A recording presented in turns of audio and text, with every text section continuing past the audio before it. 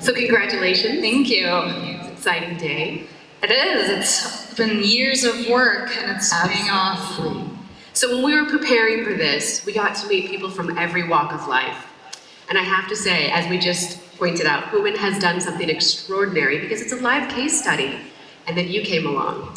And truly a woman after my own heart. So I want to walk through a little bit about the genesis for Walla, because I think that whole journey is spectacular. So if we could share with the audience how that came about, what its intentions are. Yes. So Walla started 5 years ago. After graduate school, I went out to Uganda because I really wanted to understand the problems that existed within the financial systems and the constructs in different countries. And I started my first company focused on universal basic income, so providing unconditional cash transfers to consumers at the very bottom of the pyramid, so subsistence farmers living in extreme poverty. And the problem we kept running into was that consumers would receive money from us through a mobile wallet. They would go to an agent, they would take all that cash, and they would either bury it under their huts or put it in a village cash box. And so we obviously recognized there was a financial literacy problem, but as we ventured into the urban areas where there's a massive and quickly growing middle class, we discovered that consumers were deciding not to use banking. They were opting out of bank accounts and traditional financial services and choosing to put money under their mattress because it was cheaper and more efficient for them to do that. And that's what really inspired the concept for Walla, that the systems throughout the world, the financial systems, are broken. They've never been designed for the consumer. We've taken a traditional savings and loans model in the US and try to force it into Africa, into Asia, into Latin America, and it just doesn't work.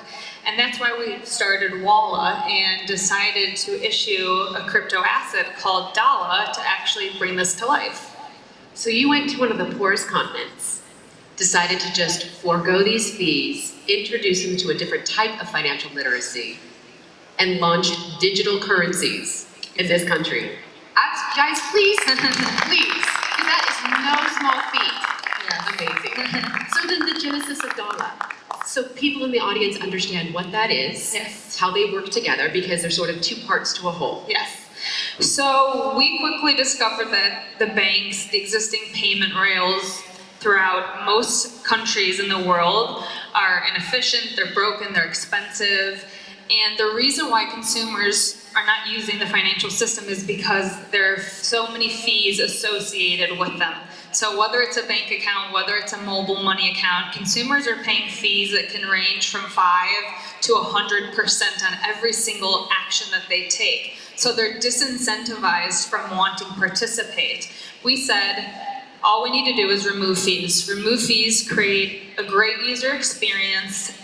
By eliminating those barriers, we can actually create a solution design for these consumers around their behaviors. So we looked at Bitcoin years ago as a potential solution, but Bitcoin, we quickly discovered, was actually worse of a solution than in banking and mobile money, because even to this day with Lightning Network, Bitcoin is slow and expensive, especially for consumers who are spending less than $1 on every transaction. The gas fees are just too high for them.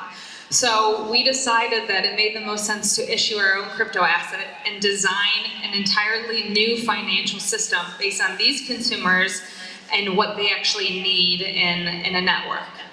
Amazing.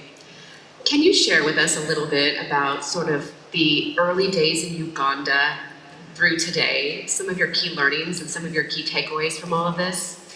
So my biggest takeaway is you have to be on the ground. There are so many crypto companies coming into the space trying to solve such big problems, but unless you are actually solving a true problem, you engage with these consumers on a daily basis and live in those problems, you will never be able to build something that will reach scale and adoption. We launched the Dala crypto asset in South Africa, Zimbabwe, and Uganda a few months ago. We've had over 100,000 users, opening up wallets, transacting, using the cryptocurrency to pay for electricity, for their TV services, for utilities, taxes.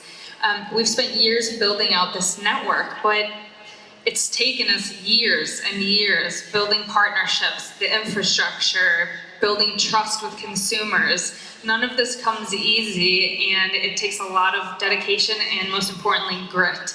I think the most important thing I've learned, though, is that the consumer is always right. And unless you're willing to listen to them and take an empathetic approach and hear what these problems are that are impacting them, you won't be able to build something sustainable. And the consumers in Uganda, very different than the US. Yes. What have you learned from them? So Africa is just an amazing continent. 54 countries, over 1 billion consumers. There's so much diversity. There's so many problems that need entrepreneurs to go there and try to build solutions. There's obviously a lot of corruption, but there's so much hope there. That the continent is full of diverse entrepreneurial consumers. It's the youngest continent in the world. People are hungry and looking for solutions, and that's why I constantly say crypto is going to drive adoption in Africa by far faster than anywhere else in the world, because consumers live problems every day that crypto can solve. These consumers, especially in Uganda, are the nicest and most humbling people you will ever meet. I think, after graduate school, I told my parents, I'm going to northern Uganda, a village called Kitgum. I had to fly into the capital, drove 12 hours out to the villages. My parents were terrified because they're like, we can't contact you, we won't know where you are. And I was like, I need to figure it out. I need to go do it and really see how these consumers live and experience the problems myself. And I think that as an entrepreneur is very important and something that is humbling, and most entrepreneurs should try to embrace. Absolutely. We share that. I've got parents in the audience that literally have bitten off their fingernails wondering where I was in the world. You've accomplished so many extraordinary things, but you're young. So what's next for Tricia? I'm an impact entrepreneur. I think that as an American, I was born into privilege. I've been given so many rights and opportunities, and it's purely statistics. The chances of me having this life are very low, and I don't think, I think I need to use my privilege to go out and change the world, to solve problems. If I wasn't doing this, I would be trying to solve a different problem. I think we live in a world where we are global citizens, and it's our responsibility to do what we can to try to rid some of the corruption and the inequalities that do exist. So if not Walla, I will be building my next startup, probably within the financial inclusion space as well. Awesome. Everyone, can you guys join me in a huge round of applause for Tricia Martinez and her